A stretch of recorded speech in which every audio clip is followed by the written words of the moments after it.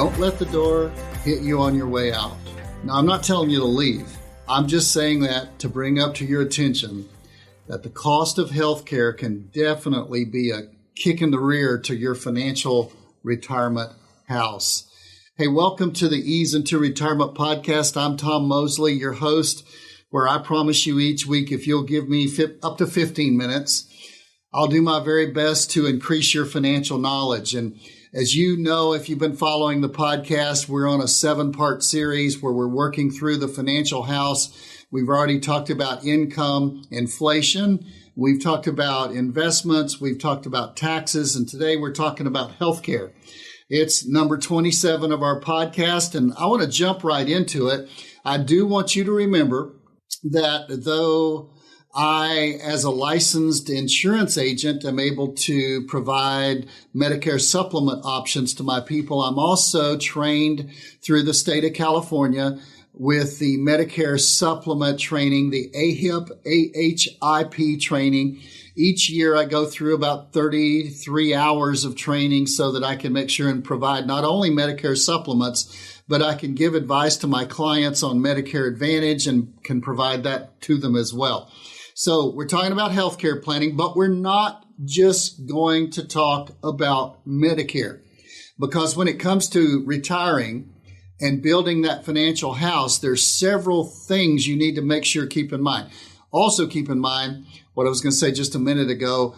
I've always told you this is not tax, legal, investment, or gardening advice. I've got some cherry tomato plants right now that are out in my backyard that are turning yellow because I'm not doing a very good job of gardening. So I don't do a very good job of gardening on that. So stick with me with the financial advice, and I'll buy my cherry tomatoes at Sam's. Here we go. Healthcare planning and retirement. There are what I consider, as you live through retirement, potentially at least 4 major stages that you go through when you're looking at healthcare planning. Number 1, some things you need to do before you retire. All right. So let's just talk about that. A lot of you are working and you have your healthcare provided through work. That's a great thing. And when you start to retire, before you retire, it's important that you, number 1, find out, and you can do this from your HR people, and also that you make some decisions on certain things. And the biggest word there is portable, Portable. Well, way back in I believe it was the 90s, the late 90s, they came up with the Healthcare Portability Act, and it came up with all the HIPAA rules in that same time period there when they passed a law or several laws. But one of the laws was that if you had certain plans, they may be portable with you. In other words, after you retire or when you move to another job, they could go with you. Now, when you get ready to retire, before you retire, you need to find out, is your health care portable? Very seldom is it unless you work for a governmental agency, but I have seen some companies, particularly if there was a union backing, that the healthcare plan was portable into retirement. Number 2, your vision. Number 3, your dental. Number 4, this is a really big one, your long-term care. Is there a policy you could get through work that would be a group work where the risk, by the way, folks, insurance is just spreading the risk, where the risk of long-term care is spread over a lot of people rather than going out and buying or trying to buy an individual policy for long-term care. Find out if your company has a long-term care program, and if so, once you retire, is it portable? Can you take it with you? Another thing is life insurance. Again, it's group life insurance in most cases. It's usually during your work. You can buy up to 2 or 3 times. I just had a client recently came in and they could buy up to 2 or 3 times their life insurance at a group rate, whether they were healthy or not.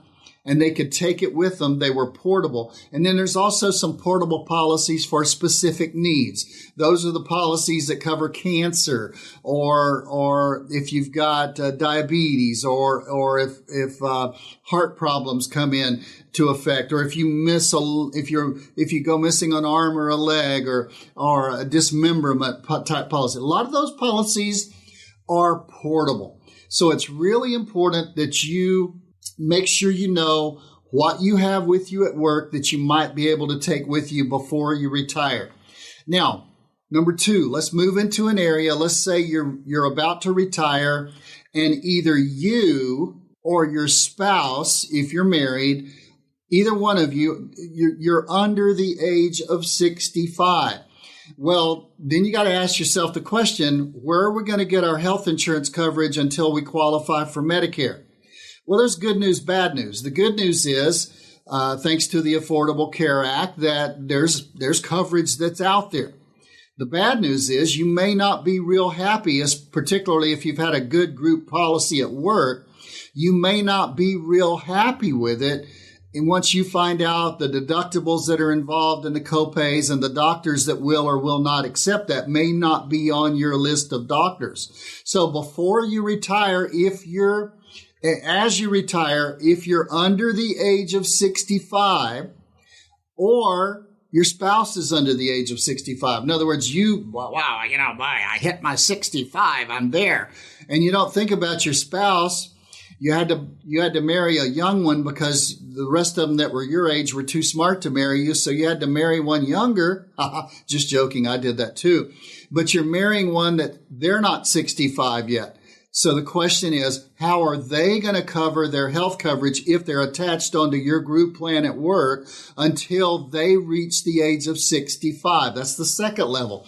You're retiring, but you or your spouse are under the age of 65. Now, these are not insurmountable issues. They're just issues that you need to know are out there, and they can really, like the door, kick you in the rear on the way out. So make sure you don't blow it on this. Hey folks, thank you for listening to today's episode of the Ease into Retirement podcast with Tom Mosley. Just a quick reminder that if anything you've heard so far today has hit home for you, maybe it's something you're dealing with, maybe it's just something you want to learn a little bit more about, there will be a complimentary downloadable giveaway on Tom's website specifically prepared for this week's episode that you should check out. Just go to easepodcast.com. That's EASE podcast.com. Click the button with the title of this week's episode and get your copy today. Now I'll throw it back to Tom. Now, number 3 is easy. Number 1 was before you retire, find out if things are portable. Number 2, as you start to retire, particularly if you're under the age of 65, you need to make sure that you know how you're going to get coverage. Either buy a coverage yourself. Maybe you need to take that 4-letter word, COBRA, COBRA. You say that's 5. No, it's a 4-letter word because it's usually more expensive and it usually costs a lot, but your coverage may be super good if you retire and you or your spouse are under the age of 65 when you retire. That's number 2. Number 3, during retirement, that's the simplest of them all. If you're qualifying for Medicare, which well into 90% of the people do, then you have available to you original Medicare. That's Part A and B. But in addition to that, original Medicare covers 80% of your coverage. And you think, oh, I signed up for Part B. I'm done. I'm paying, in the year I'm making this podcast, $148.50 per month for Part B. So I've got everything taken care of. Well, that's only 80%. Because there's 2 ways to go to cover the other 20% or to start covering as some of the other 20%. Number 1, you can go with a supplement, which is also known as a Medigap policy. The nice thing about a Medigap policy, it's going to cost you maybe as much as a couple of $100 a month, maybe a little more, maybe a little less. It's going to cost you, but the good news is you'll be able to go to any doctor, anywhere, any hospital, anywhere, any pharmacy, anywhere in the continent or in the United States, Hawaii and Alaska included, in the United States. And if they take Medicare, you're going to be covered with that Medicare Supplement or Medigap policy. And if you get that, you're going to need to drop down and take Part D.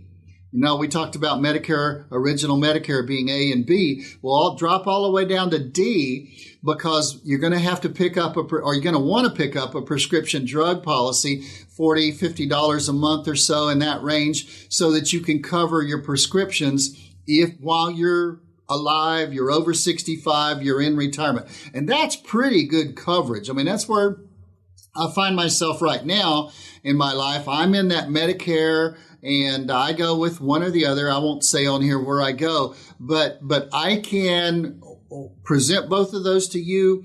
If you're not able to work with us or choose not to work with us, make sure you find out when it comes time to making choices for Medicare Supplement or Medicare Advantage. And what's Medicare Advantage? Well, that's the C. A and B are original Medicare. D is prescription drug. Go back up to the C. C is where you turn your coverage over to a company like Blue Shield of California, United Healthcare, Humana, some of those companies, and they pretty much take care of it. It's an HMO setup, and you have to make sure that your doctors are covered by that family that you sign up through.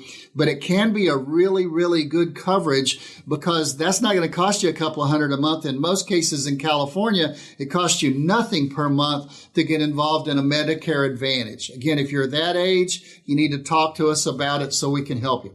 Now, number 4, you say, well, wait a minute, wouldn't that be it? Retirement, Medicare, isn't that it? No, number 4, you need to have a plan for end-stage needs. I'll call it that way, end-stage needs at the end. Now, I've often said in other areas and when I'm teaching seminars, I'm not positive as a financial advisor. It makes a great deal of sense, particularly in California, where there's really only 1 or 2 long-term care providers as far as insurance and policies. And many times people find the rates when they get there are sky high. I mean, you need to check it out, but you need to find out the rates and the options. But I'm not sure you need a long-term care policy, but I'm positive you need a long-term care plan. You need to know how if something happens to you and you need care, healthcare care that's beyond the scope of regular medicine, you say, what's that? Well, that's where we get the idea of the long-term care. Long-term care is major league enforced to cover custodial care if you go into the nursing home and it's not some kind of skilled nursing home where they're trying to rehab you, or it's not that intermediate where they're trying to, you might not be there forever, but if you go into that nursing home and that's where you're going to be, and maybe you've had a stroke or you've had something else hit you right at the very end there, and you need that care, that's where the long-term care plan, not necessarily a policy, but you need to check out a policy. That's where the long-term care plan needs to be a part of what you're doing. How are we going to cover it? Are we going to carve out, if you have the assets to do it, a couple of $100,000 of our portfolio, and maybe we put that in an account, or maybe we put it into an annuity? Say, why would I do that? Well, number 1, some of these annuities you can pass to your kids in an advantageous way. And number 2, some of the annuities that we use have an income doubler on it so that if you do go into a long-term care facility, they actually double the payout that they're going to pay each month to help you and assist you with paying for the long-term care. And one more thing with the end stage idea here, number 4, you also need to have in your will or your trust, you also need to have some kind of health care directive. Who's going to make the decisions when I'm not able to? How do I want them to make that decision? Do I want them to keep me artificially alive? Or is that something I want them just to let me live or die on my own as opposed to being by machine kept alive? Man, we're talking about tough stuff here. Yeah, we're talking about hard stuff here. But healthcare is something that will kick you in the rear like a door on your way out if you're not careful. And I really want you to do everything you can to make sure that wherever you're at in these stages, whether it's before you retire and you're finding out what can you take with you when you retire, whether it's as you're retiring and you're making sure if both of you, if you're married, are not 65, or maybe you're not 65 and you're trying to retire, how do I cover myself, or how do we cover ourselves until we get to 65? Or number 3, if it's during retirement, do we decide between Medicare Supplement or Medicare Advantage? Maybe you can save a few dollars by going with Medicare Advantage. But then on the other hand, if you really need the coverage and you want to go to City of Hope and you want to go to Loma Linda and it's not covered on Medicare Advantage sometime, then how do we deal with that? That's number 3, during retirement. And number 4, those end stage needs where we really deal with the long-term care plan and those health care directives. So the main thing that you need to understand is healthcare is not a monumental thing in most cases as long as you think through it before you're in the storm. The best time to fix the roof is when it's not raining. And so before you need the health care and before you're in trouble and you need the plan, you need to think through these things so that you're prepared, just like everything else when it comes to financial services. Hey, if you like the podcast, let us know. If you like the podcast, share it with somebody. If you didn't like the podcast, go talk to a tree and tell it all about it, and or tell us about it, and we'll do what we can to try to help you. If we can help you in any way, let us know. You can contact me by phone at 714-421-4288, or you can email me at tom@easeintoretirement.com. So until next time, this has been the Ease Into Retirement podcast. And as your host, I have promised you, and I hope you've learned something today. You've given me 15 minutes, and I've done my best to build your financial knowledge. I'll see you next week. Investment advisory services offered only by duly registered individuals through AE Wealth Management, LLC. AE Wealth Management and Mosley Insurance and Financial Services are not affiliated companies. Investing involves risk, including the potential loss of principal. Any references to protection, safety, or lifetime income generally refer to fixed insurance products, never securities or investments. Insurance guarantees are backed by the financial strength and claims-paying abilities of the issuing carrier. This podcast is intended for informational purposes only. It is not intended to be used as the sole basis for financial decisions, nor should it be construed as advice designed to meet the particular needs of an individual's situation. Mosley Insurance and Financial Services is not permitted to offer, and no statement made during this show shall constitute tax or legal advice. Our firm is not affiliated with or endorsed by the U.S. government or any governmental agency. The information and opinions contained herein provided by third parties have been obtained from sources believed to be reliable, but accuracy and completeness cannot be guaranteed by Mosley Insurance and Financial Services. Ed Slott's IRA Advisor Group is a paid membership educational organization comprised of professionals of varying credentials. Membership in this organization does not imply a set level of skill or training. The logo and/or service mark is the property of their respective owners, and no endorsement of Tom Mosley is stated or implied. A Roth conversion is a taxable event and may have several tax-related consequences. Be sure to consult with a qualified tax advisor before making any decisions regarding your IRA.